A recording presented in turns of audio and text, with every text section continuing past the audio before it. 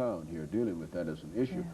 Why don't you give us some information relative to the participation that you were able to get in that seminar and the possible impact? Of course, I know you might not be able to tell the entire impact, but do you think that it had some impact?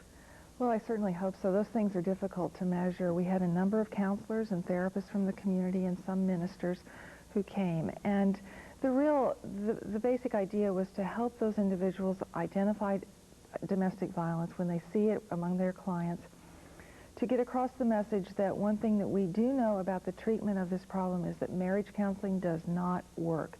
That, as Jaretta had said, the counseling that has to occur is individual counseling for him and for her, and to do that separately. They can't come together to be counseled in reference to this as an issue. We really believe that it requires about a year, one full year of nonviolence in their relationship before you can bring them together. And I think lots of times people have great hopes with marriage counseling around this problem, and we just know that it does not work. Now, why Reverend Marshall, would you say that marriage counseling is not a good solution for this? It's not that it's not helpful at some point. Sometimes that's the way to begin to break the cycle. But oftentimes I think that for women, particularly for those who've been victimized and who are trying to move from being victim to survivor, trying to take more positive steps about who they are, they need a place away from the immediate situation or away from the relationship to begin to think about that, to begin to think about how it is that they have found themselves in the situation, how they want to make changes in their own life, how they can continue to be safe, how they can work on their own patterns, and begin to find ways to create stability in their life in a different way. Very good. We've got about 5 minutes, and over the last 5 minutes, let's have the two of you to sort of summarize what you consider to be the most important elements of this as a question, and that will sort of give our viewers, those who join us late, an opportunity to see some aspects of the entire problem. Let's do that over the next 5 minutes. What I'd just like to underline is that for victims to reach out and speak with someone that's very trusted, probably the best place to start would be to call the YWCA Shelter and Domestic Violence Program for children, for women and children, and to begin to talk about the problem. That doesn't mean that they have to leave. That doesn't mean they have to do anything. It just means that once a victim can start talking about the problem, she can see more clearly what her situation is and to begin to sort out the various aspects of it. We know that a woman will leave and return 7 times before things begin to become resolved in some way or another. And so this is a very long process, but the important thing is to begin to talk to a very trusted person.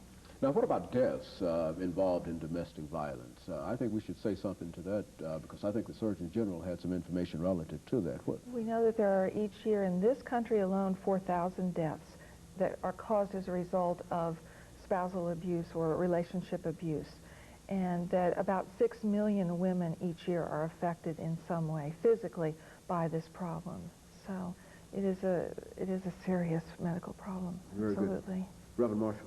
I would say that along with what Susan has said, the other important thing is to break the silence. That churches and places where people come together ought to begin to speak to the issue. That one of the ways to begin to do intervention is to do some education. That in the prayers of the people we ought to be praying for survivors of domestic violence and family violence. That somehow if pastors and lay persons and churches can begin to break the silence and say we aren't going to stand for this anymore. We don't want this to be a world and a culture of violence. That we can begin to move on, hopefully, and we can begin to at least touch some folks in some very significant ways and bring some healing to some of the suffering that's going on. Very good. So the church can play a very, very important role in terms of dealing with domestic violence. What about the schools? I think that's another important place. I think that as more and more teachers and persons who work in schools are aware of the situations and aware of the signs to watch for, that we're seeing more children and families who are being helped. Children oftentimes will display some of the effects of domestic violence, family violence, their fear, their trepidation, their chaos in their lives. So it's another place. Very good. Ms. Cannon, generally we talk about some of the financial resources that are available. Do you find that the federal government or the state governments are in accord with what you're trying to do in terms of dealing with domestic violence, or is there something that either of the two branches, the state or federal government, could do in order to assist you in what you do? Yes, yes, yes. I believe among the federal government there are grants that are available for programs that work just with victims, and I laud those programs. I'm not very aware of the extent of that. I do know that for programs that work with batters to help end this problem in this way, there are no federal monies at all for our agency, as well as no state monies available for programs that work with the perpetrator to help him end his violence. I think that the federal government and state government should be providing more funds for this sort of problem. There's very little funding for many, many social problems. Very good. Very good. Final word, Reverend Marshall. I have great hope that as we continue to become aware, educate ourselves, be sensitive to the needs of others, listen to the voices of the silent, that we will begin to learn. Very good. And let me thank both of you for coming by and giving us that very, very important information about domestic violence. As we indicated earlier, this is only a 30-minute show, but I think that overall, a person who might be affected by domestic violence one way or the other, if he or she had an opportunity to see us this morning, will at least understand the problems and some of the situations that they're facing.